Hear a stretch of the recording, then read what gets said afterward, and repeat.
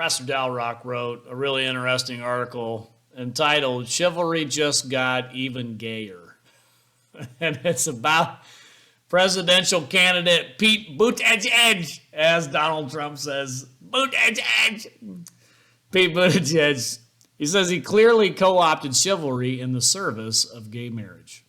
Says Buttigieg in a speech in, I think it was 2019, about LGBTQ Victory Fund National Champagne Brunch in Washington, D.C., referenced the vice president's less than welcoming attitude towards members of the LGBTQ community when discussing his marriage to his husband, Chasen, which is that's quite an interesting name for a gay husband, Chasen.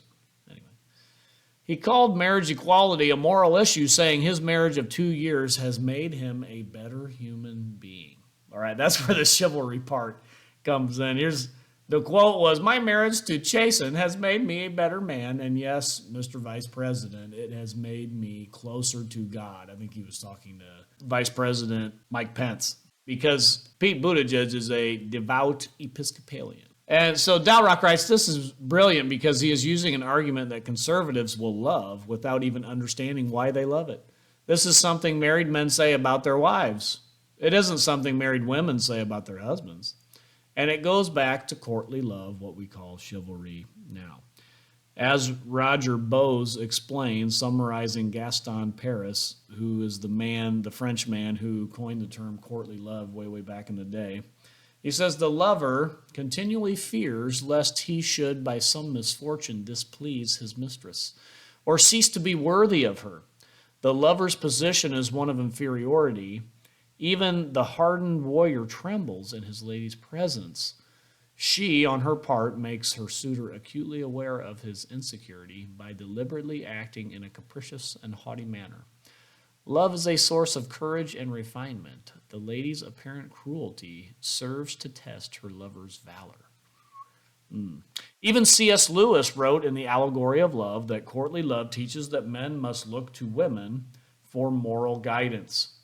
Here's what C.S. Lewis writes, the love which is to be the source of all that is beautiful in life and manners must be freely given by the lady, and only superiors can reward. But a wife is not a superior, according to the Bible. As the wife of another, above all, as the wife of a great lord, she may be queen of beauty and of love, the distributor of favors, the inspiration of all knightly virtues, and the bride of villainy. But as your own wife, for whom you have bargained with her father, she sinks at once from lady into mere woman.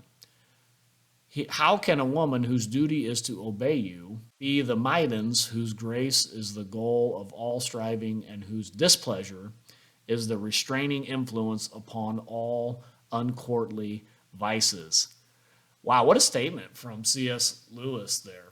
That the lady is the restraining influence upon all your uncourtly vices. That was what we have handed down to us from Chivalry and Courtly Love. Dalrock writes, Puritans tried to tame courtly love, a parody of Christian sexual morality, by bringing it inside Christian marriage. For gay men now to bring the idea into their marriage is a fully logical next step.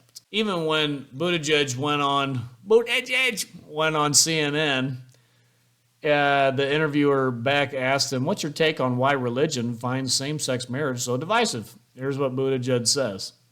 It saddens me because when I think about the blessings of marriage, first of all, it's one of the most conservative things about my life, very conventional. It is morally one of the best things in my life. Being married to Chasen makes me a better person. I would even say it moves me closer to God. And so the idea that this, of all things, is what people are attacking each other over and excluding each other over, when God is love, we are taught. Of all the things to beat people up about on logical grounds, it seems to me that loving shouldn't be one of them. So it's a painful thing to watch. I mean, I get it, but blah, blah, blah.